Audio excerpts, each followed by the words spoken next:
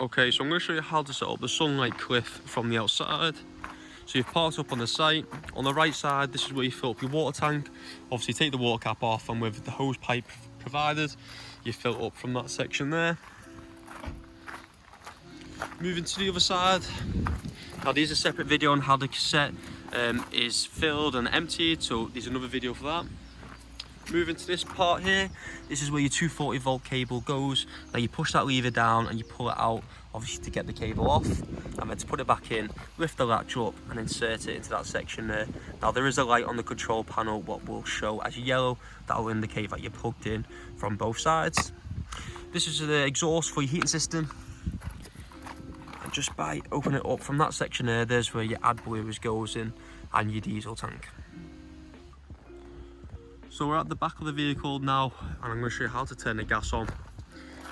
Getting into the gas locker, push the two buttons in, now this will then open up. Now to turn the gas bottle on, nice and easy, just need to spin the top of the gas bottle to the right. Now sometimes you do hear a hiss, that'll obviously should tell you that the gas bottle is turned on. Now if you do go to your gas hobs and turn it on, the gas will then feed through to, obviously to allow it to work. And to turn it off, total opposite, spin that to the left. Now we do recommend you keeping it off while driving and only turning it on once stationary. Now if you do forget which way it is to turn the gas bottle on, there is a sign there for you. Now to empty your wastewater tank, you need to leave it in the glove box. Now we recommend you to keep it in the glove box at all times, just in case you lose it. Obviously if you do lose it, you're unable to empty your wastewater tank. Now just below your water cassette, you have this here. Now once you spin that, as you can see there is some water coming out. Obviously if your wastewater tank is full, this may take a while to empty from the water tank. Now to lock it back into place, total reverse, and obviously put the lever back in the glove box.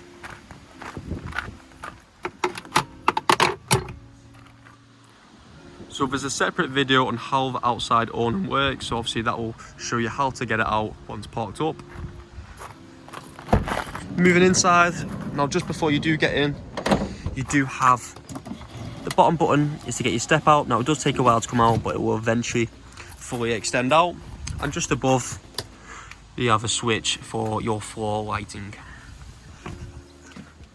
Now just above, you have your control panel. As you can see, as I mentioned on the outside, the yellow light indicates that you're plugged in to the electric. Okay, so we're inside next to the control panel, you're plugged into the electric. As you can see, the yellow light is on. First, press the on button and the green light will indicate that that's turned on. Now all your light switches inside the motorhome will now work. Top right is your leisure battery level. Now as you can see there, that was fully charged. If you are off grid, obviously keep an eye on the leisure battery, you don't want it to go too low. Next down you have your water level. As you can see, it's flashing at 25% there. Now when you are filling the water tank up, you can gauge how full it is by pressing that button. And then next below it is your wastewater tank. Now once that gets to 100%, you just need to empty it from the outside.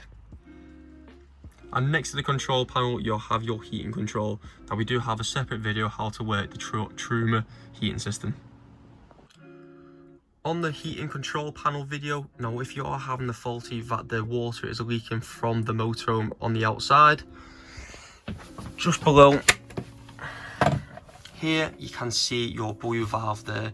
Now it's a case of making sure that button is pushed in. Now if it is pushed out, it's just a case of obviously pushing it back in.